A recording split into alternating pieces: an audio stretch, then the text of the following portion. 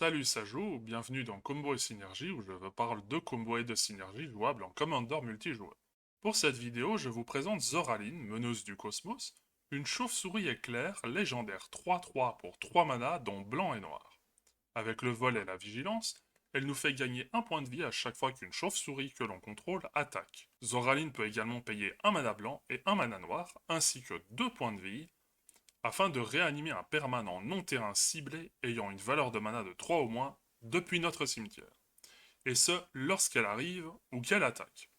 Mais ne soyez pas découragés. En blanc, il est très facile d'aller chercher des enchantements, et en noir, n'importe quelle carte, donc on peut facilement avoir accès, si on a le budget, d'aller chercher Solemnité, cet enchantement de l'heure de la dévastation, qui empêche les joueurs, les artefacts, les créatures, les enchantements et les terrains de voir des marqueurs placés sur eux. Attention cependant, si Zoraline réanime Solemnité, le marqueur ne sera pas empêché sur la Solemnité.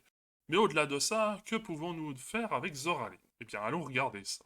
Tout d'abord, un simple jeu chauve-souris semble logique. À l'heure où j'écris ce script, il y a 42 chauves-souris jouables, dont 28 réanimables par Zoraline. L'augure sombre étoile, avec sa progéniture coûtant un mana noir, pourront nous faire piocher des cartes supplémentaires à chaque tour, au prix de quelques points de vie, mais participera à nous en refaire gagner avec Zoraline. Le crisseur de la basilisque nous fera gagner davantage de points de vie avec l'extorsion, ce coup supplémentaire de un mana blanc ou noir, sur nos sorts qui volent un point de vie à chacun de nos adversaires. Le familier de Malakir et le canaliseur d'essence se renforcent lorsque nous gagnons des points de vie, tandis que l'annonciateur de la pierre de lune renforce toutes nos chauves-souris, mais qu'une fois par tour. Le clerc Astrozoph et sa progéniture de 3 manas, ce qui est assez cher pour 5 manas au total, mais pour 2 fois la même créature, ça semble plutôt bien investi. Mais le clerc Astrozoph fera perdre un point de vie à chacun de nos adversaires, et ce chaque fois que l'on gagne des points de vie. Une synergie qui peut être violente avec Zoraline et quelques chauves-souris à l'attaque. Pour ce qui est des chauves-souris comptant plus de 3 manas, il y a le dieu Aklatzoth, trahison des profondeurs, qui pourra enfin avoir son heure de gloire. Lorsqu'il attaque, il force nos adversaires à se défausser d'une carte, et nous fera piocher pour chaque adversaire qui ne peuvent pas défausser une carte de la sorte. De plus, Aklatzoth nous fera des jetons chauves-souris chaque fois que nos adversaires se défaussent d'une carte de terrain, et ce, quelle que soit la façon, comme en fin de tour ou avec un sort de pioche rouge, par exemple. À sa mort, il reviendra nous soutenir en tant que terrain produisant du mana noir, mais pourra revenir si un adversaire n'a qu'une carte en main. Pour jouer sur le côté réanimation de Zoraline, il faut se pencher sur les cartes qui veulent elles aussi réanimer des cartes avec une valeur de 3 en moins. Main tendue et sortir de terre sont de simples rituels à 1 mana qui réaniment une créature coûtant 3 mana maximum. La réappropriation de Sévin le fera également pour plus cher, mais sur un permanent.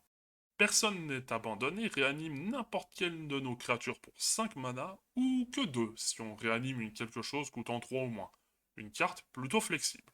L'Urus de la tanière des rêves pourra rejouer plus petit à chacun de nos tours, une sorte de maillon en plus dans la réanimation. Et pour substituer à Zoraline, il y a la bataille du barrage d'Hoover qui fera le même effet mais en étape de fin si on choisit le bon mode à son arrivée. Pour ce qui est des cartes intéressantes à réanimer avec Zoraline, il y a quelques cartes sympathiques. L'aumônière aéroportée qui meule et qui récupère des cartes à maximum 3 mana. Le chevalier sans souffle qui se renforce dès que lui ou une autre créature revient du cimetière après être lancé ou simplement réanimé. Les créatures dans le genre de maraudeur sac-peau qui forcent à sacrifier des créatures chez chaque joueur. Et comme le sacrifice ne nécessite pas d'aller au cimetière, le marqueur fatalité ne sera pas trop dérangeant. On a les Nazgûl, parce que pourquoi pas. Ayara, première de Locthwain, si on continue avec les jetons chauve-souris ou autres créatures noires. L'automate évolutif, qui est un lord pour les chauves-souris. Et encore, je n'ai qu'à peine effleuré les créatures.